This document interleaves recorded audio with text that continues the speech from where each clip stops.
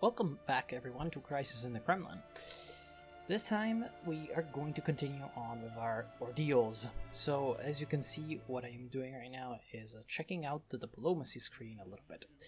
I decided to help out India in Kashmir. There is an option that you can do to send them weapons and then, send them on over to take over Kashmir, which is the way that you get them in the Comic-Con. Then I will get some technologies. Now, the way the technology system works is that the science points are shared between all of the different branches of tech. And essentially, the tech tree is divided into, obviously, various different branches and various different camps of technology. Essentially, you have your glorious automation, you have the atom, you have military, you have agriculture, and you have the space. And they are mutually there's branches that are mutually exclusive. For example, personal computers and the automated planning devices. So yeah, that's the way you work. And the beginning techs are very, very cheap, so I get them all. Then going back into the glorious Union screen, I will change around some ministers in my Council of Ministers. I decide to pick a Minister of Foreign Affairs that's friendly to China to get increased relations with them and eventually get them back into a friendship pact. Then I take a look at the Ministry of Industry. In here, choices are various and they all obviously relate to your industrial score. And essentially, they help out in improving your economy. I normally pick the goods production focus because that's an area in which it is really kind of easy to fall behind, but there's other choices such as heavy machinery industry. I do end up picking the goods production. Then there's the Ministry of Education, and I don't really know what the Ministry of Education things do, so yeah, it's always a thing that I kind of just derp around. I picked the Western Arts because I think it's going to increase my freedom score, which I normally manage to fuck up really easily. Then there's the Ministry of Defense, but that's, like by default, it's pretty good on the soldiers' living standards. Then in the Ministry of Internal Affairs, I picked the harsh minister, or what you call it. That's pretty good because it's anti-corruption, and so that decreases corruption. State Planning Committee, I decide to go for maximum profit because then you can reinvest that profit into other areas of the economy. And the other ones I never really change all that much. So yeah, here we go. Democratic Socialism. I don't even know what they do. So yeah, that's one of the big problems actually in Crisis of the Kremlin. It is the fact that it's kind of difficult to know what things do sometimes because they're kind of vaguely described. So yeah, that's always a bit of a shame. Then the Ministry of Agriculture, that's another important one because at the beginning you have a lot of heavy industry because the Soviet economy is unbalanced, so you need to pick something else to, improve other areas of the economy such as light industry or, again, the services and supply side. Then you get to pick a glorious economic sort of budget setup. I decide to pick the anti-corruption one and then tweak it around. The anti-corruption one, obviously, to prevent too much corruption from growing in the Union, and because it's kind of balanced. It's important to note that if things are unbalanced in your budget, like if you spend a lot, for example, on heavy industry, like 250 or 300 million rubles, or 100 million rubles, I don't remember. Yeah, 100 million rubles on that, then that's going to grow corruption because that's a sector of the economy that everyone sees that, ooh, look, there's money to be had there. And so that attracts the wrong kind of people. And by reverse, other ministries that are underfunded are going to have to sort of do things, you know, a little bit illegally. I decide one of the most important things to do is actually to increase services and decrease, again, hard industry and MIC, military industrial complex, don't need to be as high because you start off with very good scores on those regardless. At least that is my thinking. And I increase services, light industry, infrastructure, and especially agriculture because they start off relatively subpar. And so it is important to get them up. Equipment and soldiers living, we're gonna deal with that later. And so yeah, that's about it for the economy. After that, another important choice is picking the second secretary, and I will pick Gorbachev because I do want to enact some reforms. It has been announced today that Comrade Mikhail Gorbachev has chosen to be the Secretary of Ideology of the current Soviet government. This appointment confirms the willingness of the Communist Party and the government of the Soviet Union to continue forward with economic and social reforms to better ensure stability and living conditions for the whole people of the Soviet Union. Because of my experience, if you don't reform at least something, it's going to go bad. We're going to see later on that it can go bad even if you reform. In fact, there's many more possibilities of things going bad. So this is the statistics. We're going to pay off the loans because then that would take away my shit. And as you can see, minus 135 millions. That's going to be taken away directly from my reserve.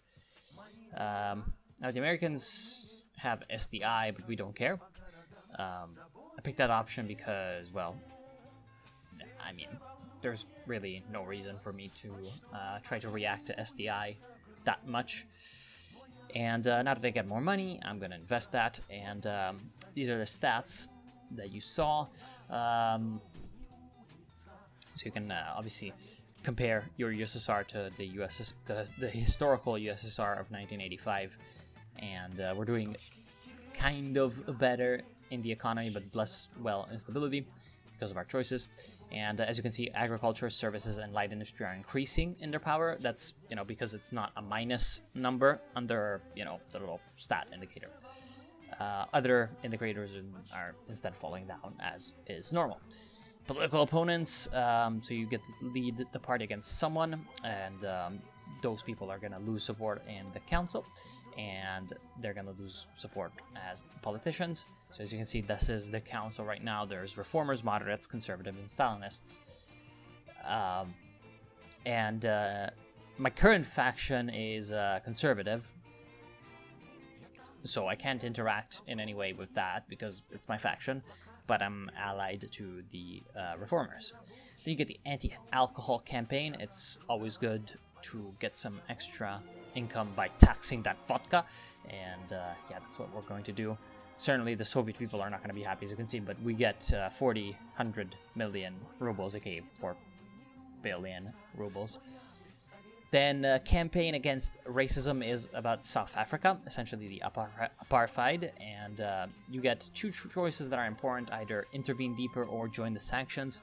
Either of those lead to South Africa sort of losing the apartheid regime. As you can see, they're also pro-Soviet right now. We can't, however, invite them in the Comic-Con. They're going to have to become a people's democracy rather than a Western democracy. And that can happen with certain events that we're going to see.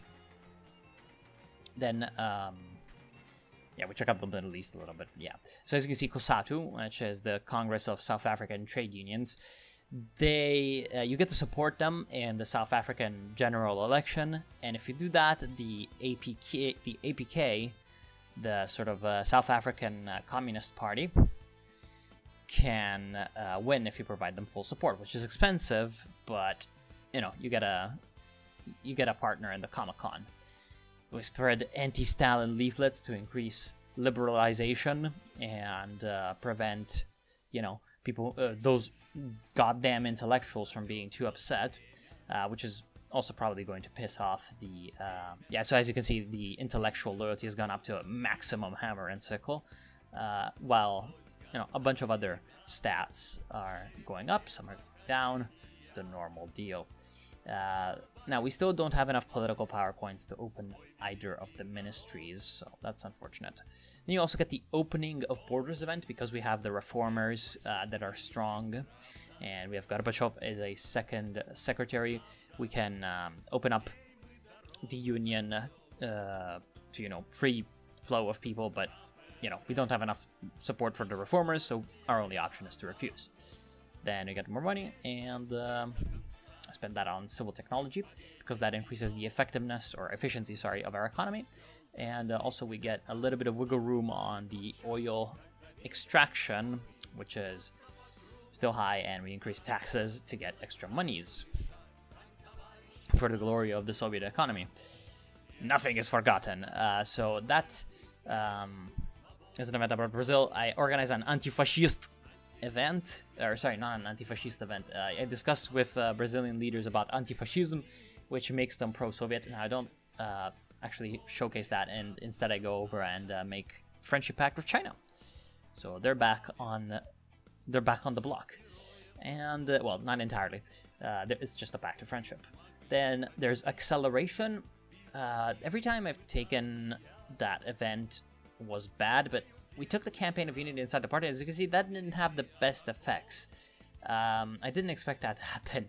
So now all the republics are extremely disloyal because we're doing reforms that the current heads of the republics aren't liking. So that's something that you need to keep in mind, is that in this game, shit's complicated. And so, for example, the republics can be less loyal to you if they are getting, nationalist sort of upsurges. But at the same time, at the beginning of the game, the Republic's loyalty...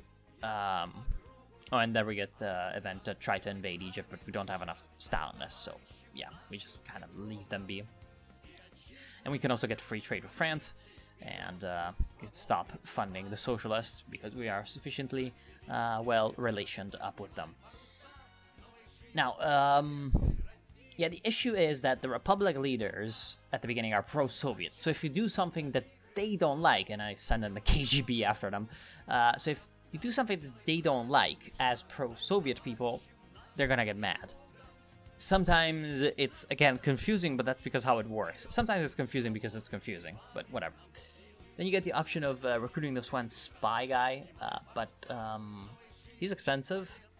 In fact, I probably should not have done that, but it wasn't that expensive.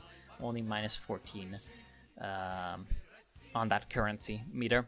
And since the power of the KGB is replenishing fairly quickly at this early stage, I get to, send them in after Ukraine as well. Then you get this annoying ecological catastrophe, which happens from time to time. It's annoying, and I wish it went away, but I always pick the middle option, like the enforce new ecological standards. It never seems to do anything, so yeah. We in the Soviet Union don't mind status quo in 1985. Yeah, we don't have enough KGB power to murder people in Kazakhstan, which is unfortunate. And yeah, the stats. Unfortunately, as you can see, the competitiveness is not growing yet. And the ecology is going down, so that's gonna piss off certain people. And income is going down as well, but hey, a lot of other things are going up, such as cultural contentment and light industry power, which is quite good, because that's gonna increase our income as well. Everything is quiet, Comrade. It's strange, but nothing happened today. Yeah, the Soviet Union not being eventful right now. More, we're heading towards 1986, which is when we're gonna get the CPSU Congress, as you can see. And since there's so many factions around, there's a bunch of possibilities, and we decide to attack the Stalinists to get a little bit of, extra juice to the reformers. And in fact, as you can see, the moderates as well are either sort of defecting to the camp of the conservatives or to the reformers, which is kind of exactly what we want to do, because that's the kind of weird coalition that we have right now. We send the KGB after people in Azerbaijan, because we don't like people and we want them to disappear. And we invest more in civil technology, as always. Gotta get that up. And this is one of the worst events in the game, the oil crisis. We are going to use it as an excuse to consolidate the economy. This is possible because we are reformers. So essentially, this is a historical event. And as you can see, that pissed off everyone because we enacted essentially free market sort of legislation, which has limited our losses by a lot. But at the same time, the oil crisis is still bad because the oil price has gone down a bunch. And this was a bad... and now, as you can see, we're getting separatism. And, you know, it's kind of important to deal with those things. We're going to grant more rights to the Union Republics, which is going to change around the way our interior state asset is working. So the problem with that is that at some point, there's going to be a limit to the amount of freedoms you can give to people. And so, to republics. And so if you give too much freedom to them, then at one point, the only other thing that you can give them logically is independence. So that shit gets bad. And we get the Lunar Research Station because we have enough science points. This is entirely done so that it's going to distract people from the bad internal situation. And as you can see, we're getting a bunch of events as well about other things, such as the Mir space station. The problem is our income is going down the shitter because of the oil crisis. And as you can see, we can show the Soviet victory to the world.